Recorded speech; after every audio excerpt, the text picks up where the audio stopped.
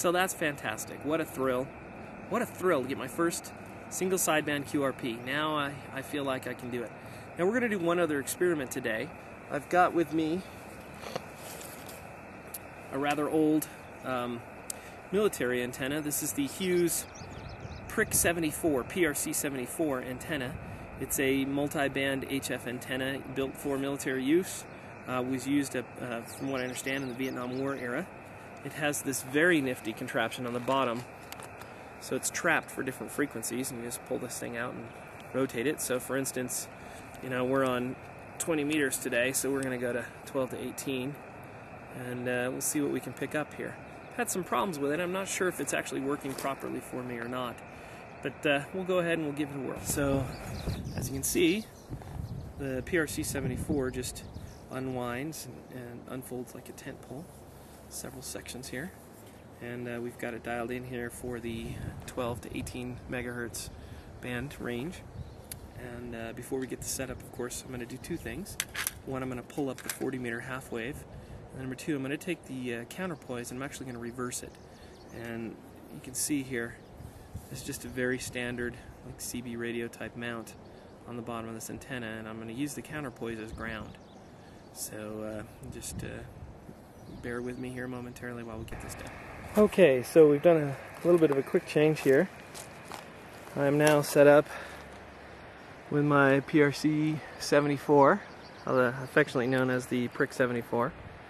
And as you can see here, got the trap set for 12 to 18 megahertz right now. Goes down.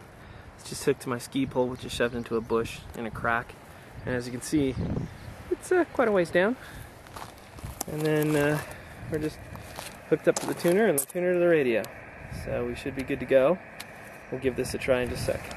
Okay, so set up now to operate again. Let's go up through the dial and see what we can find.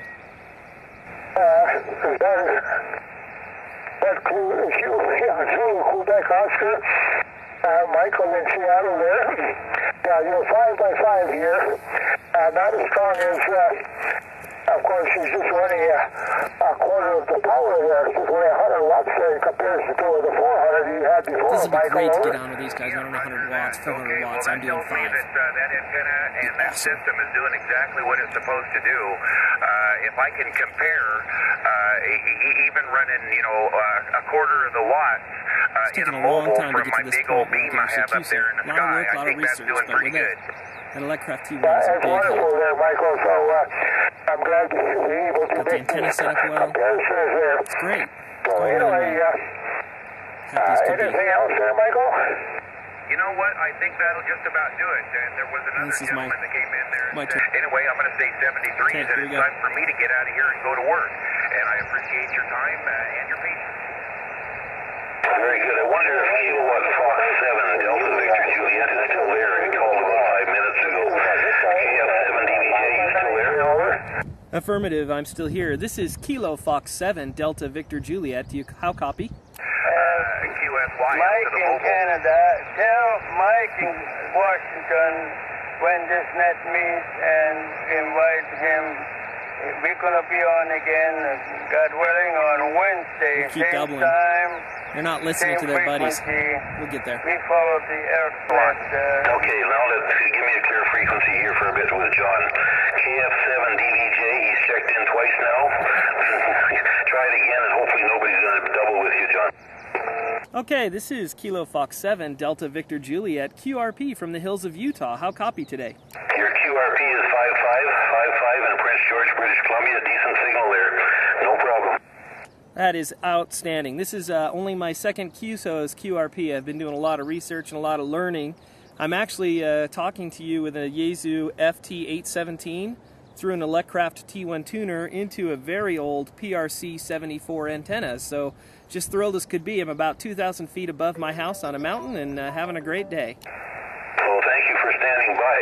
It sounds great to be up there in the mountain working us. And for your information, maybe the station south of me, Mike, the net control, KV7 Kilo Lima Yankee, and myself both have the same stations. They're Fox Tango 1000 Deltas. And TH6DXX antennas at 65 questions here at this end. Thank you for checking in, John. And since you're QRP and stuff, we didn't want to let you slip through the cracks here. Very 73, and thanks for checking in. KF7DVJ, VE7DSE. VE7DSE from KF7DVJ. I appreciate being able to check in. I really appreciate your help getting me on, especially, you know, being QRP. It's sometimes easy to get stomped over. I hope you guys have a great day. I'm going to break off and pack up and go down and have an afternoon with my kids. Again, appreciate your time this afternoon. Thanks a lot. KF7DVJ, clear.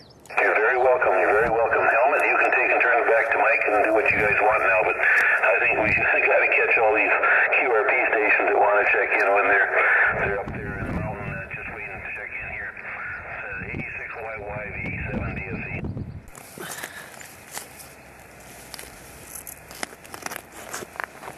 Okay, so a quick summary before we shut down and hike on out of here. It's lunchtime. My kids are finishing up with their chores. We've got a fun afternoon of shooting ahead of us. Great day to begin with. Great day for me. First day I've done voice QSOs on my 817, and man, what a QSO. I had 2 QSOs up into the Pacific Northwest. The first one was with Bob, who's in Sequim, Washington. The second one was a guy, VE7DSE, I'll have to look up his call sign shortly here, up in Prince George, British Columbia, which means we're talking about 1,200 miles in distance. And just what a fantastic day it's been. You know, we've done QSOs with 2 different antennas. The first one was a 40-meter half-wave wire antenna just thrown over the edge of a cliff. So probably had about 40 feet of antenna really hanging out there. And going through that Electcraft T1 tuner, it just seemed to tune that puppy up just great. I swear, this T1 tuner would tune a wet noodle if you gave it the chance. It really would. That was the QSO into Sequim, and the guy in Sequim came through, let's see if I got my notes here, 5.7. So very good reception into Sequim with K7PVZ, Papa Victor Zulu. Second QSO was with a military issue PRC-74 antenna. I believe it's a Vietnam era antenna. And that QSO, I was hearing AA6YY out of Loma Linda, Southern California, 5.3 to 5.5. He was kind of fading in and out. I was hearing KE7ZQO up in Seattle. He was 5.4 to 5.8. I was hearing VE7KLY, Michael in Williams Lake, BC. He was about 5.3 to 5.8. And then VE7DSE was 5.5.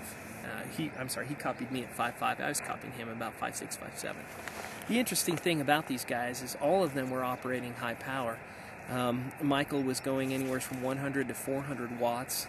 And the other Michael was operating at 400 watts, and they're all using beam antennas. We're out here, beautiful backcountry, little Yaesu 817, operating off a battery. I've still got a good 2-3 hours worth of battery power there. Going into a PRC-71, teeny little omnidirectional antenna. So the key here is having the right radio, the right tuner, and the right antenna.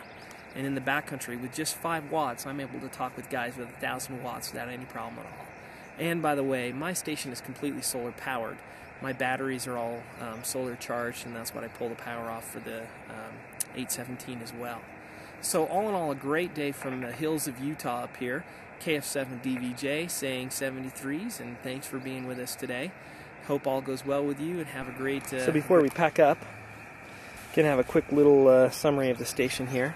So as you can see, we've got the Yaesu FT817, and we're on 14328 upper sideband. It's a great band for us today. 20 meters was just awesome. You can see underneath it, coiled up, are the various wire antennas that we were using today. And then this puppy here, I think, is the key to everything. This is the Electcraft T1 tuner that I've been using, and have been extremely successful with that tuner. Now, when I use a wire antenna, I take that tuner with a counterpoise into this Electcraft BL2 Balun. This is homebrew. This is the first kit I've ever soldered, and I was really happy with it. Then from the tuner there, just going a little coax cable across the ground over to this military issue Prick 74, which is mounted on my ski pole, or my hiking pole, and just goes way up into the air. And as you can see behind us, this prow looks like a wonderful place to operate from, and maybe that will help us bring in Southern California a little bit more easily.